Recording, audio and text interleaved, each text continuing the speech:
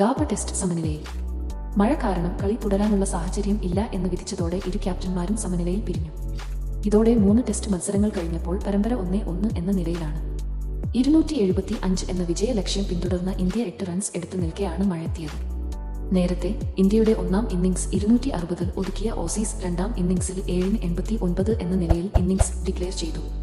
3 wicket നേടിയ Jasprit Bumrah, 2 wicket നേടിയ മുഹമ്മദ് സിറാജ്, ആകാശ് ദീപ് എന്നിവരാണ് ഓസീസിനെ തകർത്തത്.